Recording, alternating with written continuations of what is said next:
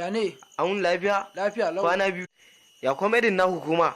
Gaskiya komedin yana ba mu nishadi, a ci gaba da kokari. Ka dalla kyale komedin nan, da haukan banza ne komedin nan. Sai dai mu je mu ta shan wahala mu ta yawo, ba wani kuɗi da ake samu. Kai baka san ma yanzu na kuma mai yankan farce ba? A yanzu na canza sana'a.